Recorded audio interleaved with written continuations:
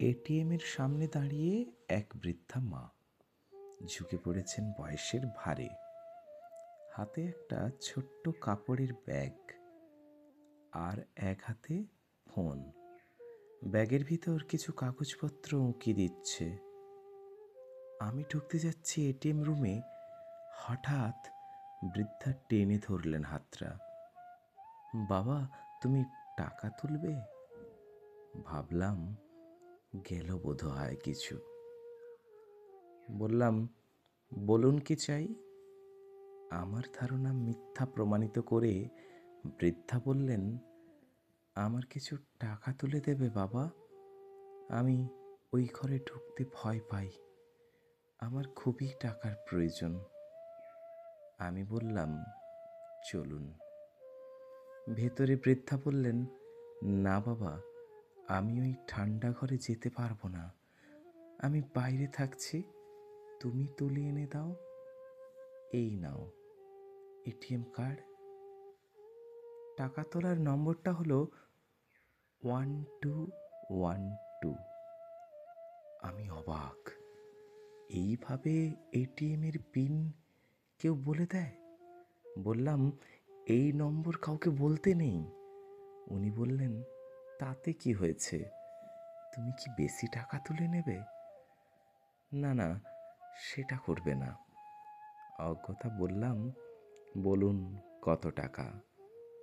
বাবা, 9,000 টাকা তুলবে। দুষ্টু বুদ্ধি খেলে গেল মাথায়। আমি 9,000 পরপর 3 বার তুললাম। 9,000-এর বেশি হলে ফোনে ওটিপি যাবে, জানি। সেই জন্যই 9,000 করেই তুললাম, অর্থাৎ 18,000 টাকা পেলাম। ভাবলাম, এতে আর কি এমন পাপ হবে? এমন খারাপ কাজ করিনি কোনোদিন, কিন্তু আজ আর লোভ সামলাতে পারলাম না।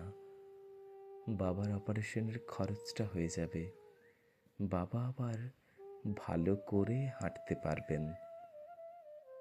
নিলাম টাকাটা। গরিবের সব সময় ন্যায় নীতি দেখলে চলে না। এরপর নিজের 2,000 টাকা তুললাম। বাইরে বেরিয়ে 9,000 টাকা বৃদ্ধার দিকে বাড়িয়ে বললাম, নিন মা, 9,000-ই তুললাম। একটু হেসে বৃদ্ধা টাকাটা নিলেন। এটিএম কার্ডটাও ফেরত দিলাম। বৃদ্ধা অনেক আশীর্বাদ করলেন, তারপর বললেন, এতগুলো টাকা নিয়ে যাব, আমার বড় ভয় হচ্ছে, একটু সাথে যাবে বাবা?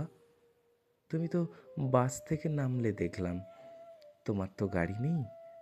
ওই সামনেই বোসপাড়ার বোধোদয় ক্লাবের উপর তালায় আমি থাকি। নিচটা ছেড়ে দিয়েছি ক্লাব করার জন্য। অনেক দিন ধরেই বলছিল ছেলেগুলো। অনেক ছেলে থাকে ক্লাবে সব সময়, ওরাই তো আমায় দেখে অসময়ে। একা মানুষ, এত বড় বাড়ি, ওখানে পৌঁছে দিলেই হবে। ওই যে টোটোটা যাচ্ছে, ডাক ওটাকে। উঠে বসলাম টোটোতে। বৃদ্ধা খুঁটিয়ে সব জিজ্ঞেস করতে লাগলেন। বললাম, একটা বেসরকারি কোম্পানির কর্মচারী আমি, মাইনে তো আর বেশি পাই না, বিয়ে করেছি, একটি ছেলেও আছে, ওকে স্কুলে ভর্তি করবো এবার। বাবা অসুস্থ, প্রায়ই হাসপাতালে নিয়ে যেতে হয়, স্নায়ুর গোলমাল। কলকাতা নিয়ে গিয়ে অপারেশন করালে সারবে। এখন হাঁটতে পারে না, অপারেশন হলে হাঁটতে পারবে, কিন্তু 20,000 টাকা খরচ, কোথায় পাবো?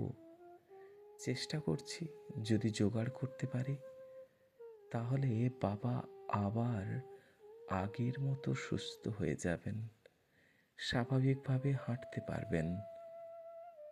এসে গেছি ওনার বাড়ির কাছে। আমি বললাম, আমি তাহলে আসি মা? বৃদ্ধা মা কিন্তু ছাড়বেন না।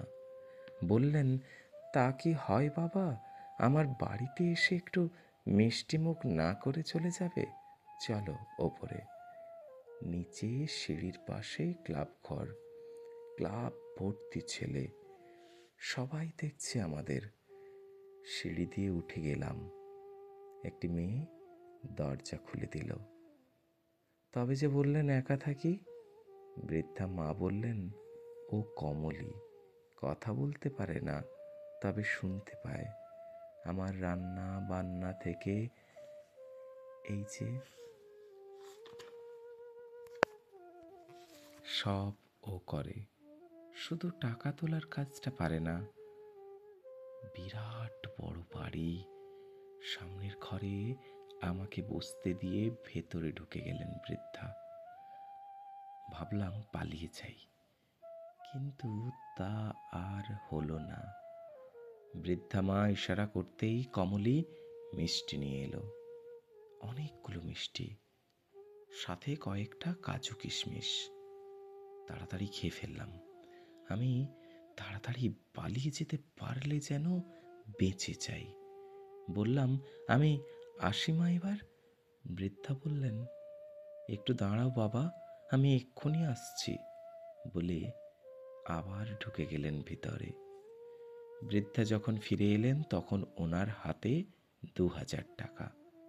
বললেন, বাবা এটা নাও। আমি বললাম, এটা আবার কেন দিচ্ছেন? আমি আপনাকে টাকা তুলতে একটু সাহায্য করেছি মাত্র, তার জন্য আবার টাকা কেন? আমাকে অবাক করে দিয়ে বৃদ্ধা বললেন, ওই যে তোমার বাবার অপারেশন করাতে 20,000 খরচ বললে, তোমার কাছে তো 18,000 আছে। এই 2,000 না নিলে কি করে হবে? তুমি যখন টাকা তুললে 3 বার, তখন আমার ফোনে পর পর 3 বার মেসেজ এলো। 9,000 করে 3 বার তোলা হলো। আমি তো রিটায়ার্ড শিক্ষিকা, মূর্খ তো আর নই। আমার স্বামী অধ্যাপক ছিলেন। এটিএমের ঠান্ডা ঘরে টাকা তুলতে গিয়ে আমার চোখের সামনেই স্ট্রোক হয়ে মারা যান। সেই থেকে আমি এটিএমের ওই ঠান্ডা ঘরে ঢুকি না। তারপর থেকে এটিএমে যাই না। ওখানে ঢুকলে আমার মন খারাপ হয়ে যায়। মনে হয় এ সেই ঠান্ডা ঘর যেখানে চির ঘুমে ঢলে পড়েছিল আমার প্রাণবন্ধু। তোমাকে বাড়িতে এনেছিলাম টাকাটা ফেরত নেব বলে। ক্লাবের ছেলেদের বললে ওরাই টাকাটা আদায় করে দিত তোমার কাছ থেকে। কিন্তু তোমার চুরির উদ্দেশ্য শুনে বুঝলাম তুমি চোর নও। ভীষণ ভালোবাসো তোমার বাবাকে। যে সন্তান চুরি করে বাবার চিকিৎসার জন্য, সে তো চোর নয় বাবা, সে এক অসহায় অসমর্থ সন্তান, যে ইচ্ছা থাকলেও বাবার চিকিৎসা করাতে পারে না। আমি নতজানু হয়ে বৃদ্ধা মায়ের পায়ের কাছে ব্যাংক থেকে নেওয়া টাকাগুলো রেখে পা দুটো জড়িয়ে ধরে বললাম, আমাকে ক্ষমা করে দিন মা, আর কখনো এমন করব না। উনি আমাকে তুলে বুকে জড়িয়ে ধরলেন। আমার দু চোখ দিয়ে গড়িয়ে পড়তে লাগলো জল। চোখের জল মুছিয়ে দিয়ে উনি বললেন, যাও, বাবাকে সুস্থ করে তোলো, আরও টাকা লাগলে বলো। এক করুণাময়ী নারীর মাতৃস্নেহে স্নান করে শপথ নিলাম, জীবনে আর কোনোদিন অন্যায় করব না।